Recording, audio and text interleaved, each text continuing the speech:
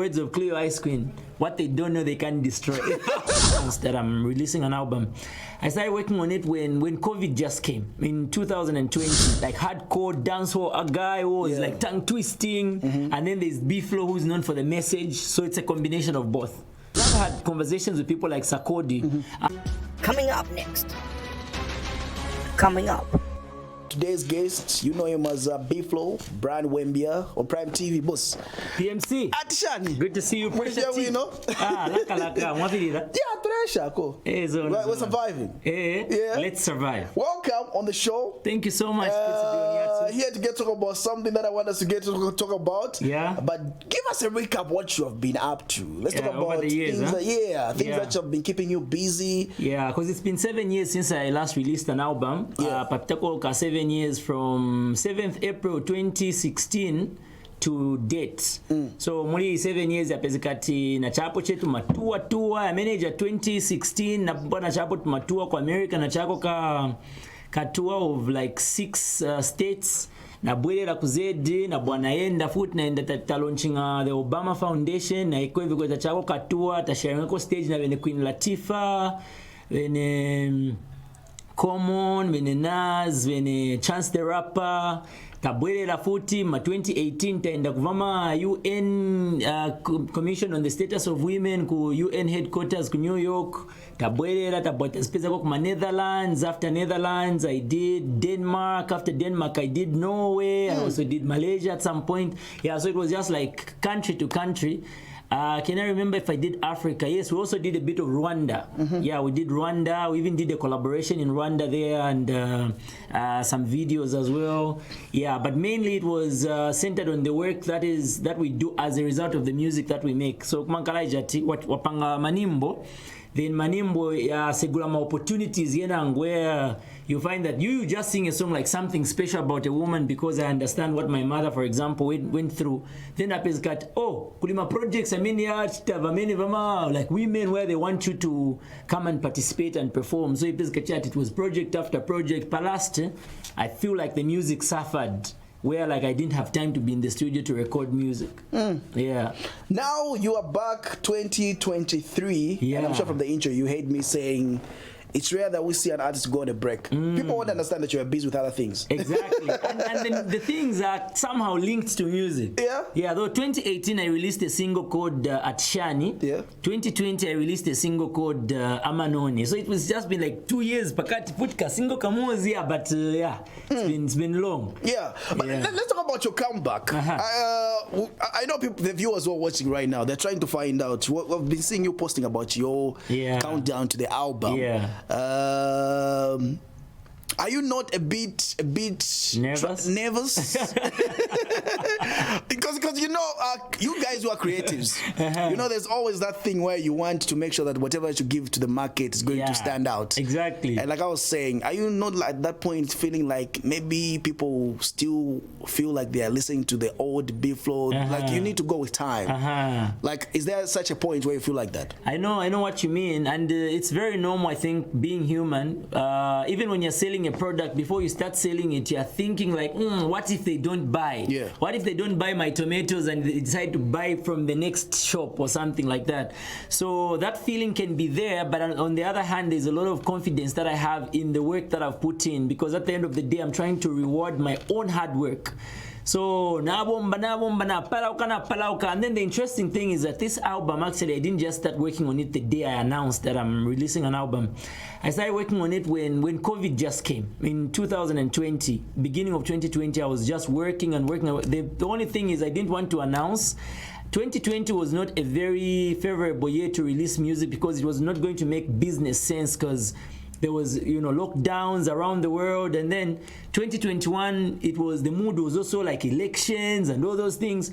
So for me, it was an opportunity to keep working and fine-tuning what I have to make and making sure that the songs that I'm going to pick for the album should be worth it. So I found myself recording maybe like over 50 songs, but I only have to pick a small number of songs that can make it to the album, and that's what the process has been. Which small number we're talking about? How many songs in the album? Hopefully like 15, 16, somewhere there. Let's talk about about the features. Let's talk about the content, the package of the album. Yeah. What message are we trying to talk about? It's a combination of what B-Flow has been known for over the years, because there's the B-Flow that came as just this like hardcore dancehall, a guy who is like tongue twisting, and then there's B-Flow who's known for the message. So it's a combination of both.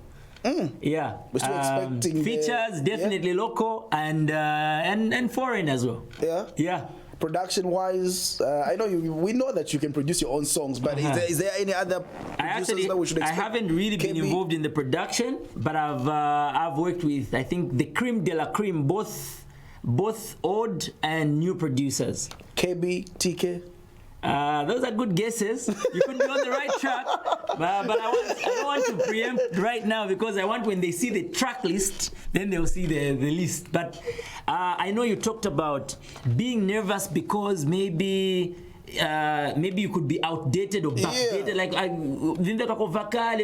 or something like that. But for me, I feel like part of the reason I've also taken my time is I've been studying the industry to also try to understand what's happening now.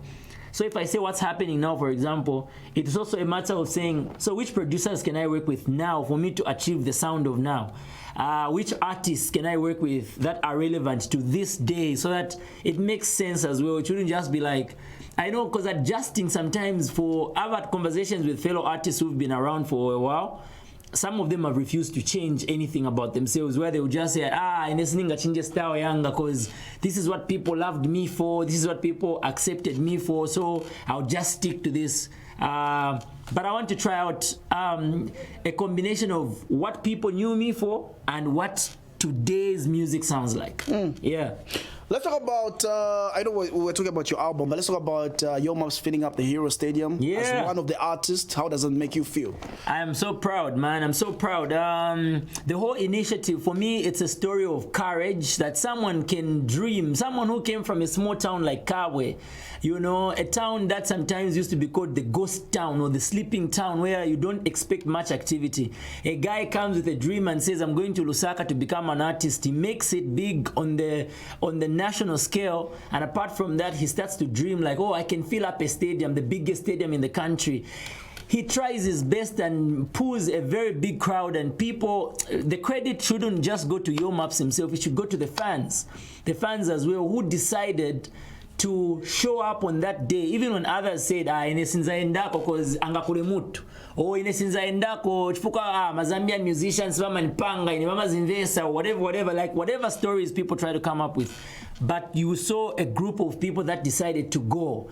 For me, that the credit goes to them, and it makes me so proud to be part of the music industry, because it just shows that so it's possible, you know what I mean? Then it also raises the profile of Zambian music on the global stage, because now what this would do is it's put on the Zambian music CV in general and on the Yo Maps CV. Today, if Yo Maps and his team decide to make a trip to America or Nigeria to say, we want to feature Davido or Wizkid or Burna Boy, and then they say, can we see your credentials? How big are you? He will say, oh, check my YouTube. I'm 3 million views, chan. But what else do you have to show? Are you really that big? Or maybe my robots share YouTube, or what is it? And then the person says, oh, well, I also do stadium shows. Yeah, can we see the footage? And people see on your channel, I see you've given us the highlights. They see all those things and they say, oh, wow. So this guy is able to pull such a big crowd, meaning if we work with him, then we know that a big crowd is definitely going to be, you know, part of our resume as well as artists, because it's business at the end of the day, and that's part of the reason these guys. I've had conversations with people like Sarkodie. In America, one time we met in New York at OK Africa, and I tried to talk about possibilities of working together, and for him, his interest was, but the numbers in Zambia. If I check on YouTube, I look at you guys, that was like 2015. He says, I look at what you guys have even on your YouTube. I can't see millions of views. I can't see you guys, you know, doing big events. Where have you performed?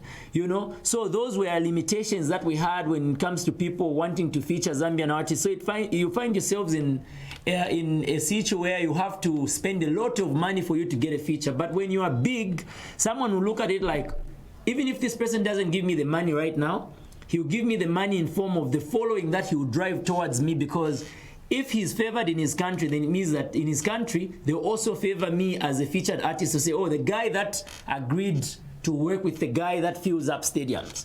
Yeah. Let me ask you a very rare question. From all the Beeflo songs, which one is your favorite song apart from Dear Mama? This is a case of asking a mother. You say, among your 5 children. Well, let's try to find out something. Which one is like your favorite? My favorite. Just one song. I have one that will be on the Sunda Station album. But from my previous albums, let's see. That's a tricky one. Okay, let's try to imagine if Beeflo today was given a show right now to perform. Which song would you want to start performing on stage? Because the thing is, sometimes we perform songs because you know that the fans will love it. Okay. But in a case where I'm given the freedom to say, pick a song that you can perform, it might have to be Omoyo Wanga or something about a woman. Okay. Yeah. Anyways, before we get to call it a wrap of this conversation, there are 2 more questions. The first question that I'd like to find out also is the title of the album. Why the title? Yeah. I know that's a bit confusing, and even like online, I see people saying, "But why that title?" You know, I would say it's a figure of speech. It's one of those things where I'm using a title that sounds like this to say something else that is hidden behind that title. When you go on the streets of this country, Zambia, towns that are known as transit towns where people pass through, usually like if they're coming from one place going to, whether it's Lusaka, someone is coming from Solwezi, they'll pass through Chingola. Maybe Chingola can be known as a Sunda station to a person who's passing. Like, oh, taseruka kwa Sunda station, you know, or if you're passing through Kapiri, you're coming from Nakonde, or you're coming from the Copper Belt, you say, taseruka kwa Sunda station, then tzako yeraputi tindi kwa meti enda. So for me, it's a clever way of putting out a certain message which I want people to find out when they listen to the album, and I think a lot of Zambians are going to love it. It has nothing much to do with me having been born in Kabwe, because I know a lot of people when they hear Sunda Station, they're thinking maybe he's going to start telling us another Kabwe story like Dear Mama, Mama, remember all those days in Kabwe, whatever. It has nothing to do with that. It's just a clever way of getting everybody's attention to say, what is this about? But the moment you hear it, maybe you will definitely appreciate, and I know you will definitely appreciate the creativity behind it. Then you'll say, oh, so despite this guy taking a long break, he was thinking, huh? Yeah. Okay. Sondash. Okay, I'll leave that up too. So many questions running up in my mind, trying to find out other things right there. But yes, it's something that we should be on the lookout right there. But you know your people. Yeah. Your people want to get something when they know that there's a little information that you need to give them. Little information. Yeah. So I've given little information to say, okay, the concept is centered around the activities that happen in transit towns when people are in transit. Okay. Okay, so maybe Beeflo. Sunda Station. Anyway, before we get to let you go, you made sure that you kept something private of your life, your marriage. It's something that I've always wanted to find out. Is it something that when you are seeing people criticizing comments on social media, is it something that you have always wanted to do, like keeping the other privacy? We're talking about the other privacy. We've seen other people showing off their women on social media, but you took your time. Why is it? For me, I would say, you see, I feel like there should be a difference between Philemon and PMC. Your public life as a celebrity, as a star, as a TV personality, as a manager of a music agency, and as you, the person at home. There should be a difference between, if I meet you at the mall and you're with your family, somehow I feel like I should respect you to say, oh, I understand he's PMC, but right now he's having his family time. But because people will never really respect that, because for them, whenever they see you anywhere, they're just seeing PMC. So I decided that I wanted certain parts of my life, and I've always been like that. I've always wanted, I don't think people should know everything. They can know you as a brand, as a musician, as an artist, as a performer, as an influencer or whatever it is that you are. And I know they are also curious to know sometimes to say, okay, so like who is PMC dating? They may know who you are dating quite all right, or they may see a picture of the two of you, but it shouldn't mean they should even know the intricate details of your relationship. Yeah, so maybe to borrow the words of Cleo Ice Queen, what they don't know they can destroy. They only destroy what they know. Anyways, Jeremy, to people who are watching right now, excited to have you on Prime TV. Yes. I know we're just counting down to your album. Yes. We're looking forward to the album, the package. Nice one. So keep watching Yatsu Vibes on Prime TV. It's good to be here on Prime, and my album is definitely slated for release on the 19th of June 2023, which is just a few weeks from now. So I'm excited about this album. I think this album is a reminder of why you call me B-Flow. So I want you to tune in and stream the album. Make sure that you listen to every track. I know you will love it. I've prepared well. I've cooked a very delicious meal. I want you to eat. We're looking forward to the album. Thank you very much for coming through. I appreciate it. Thanks for having me. I know it was a quick conversation, yeah, but we appreciate that you made it. Cheers. Yes.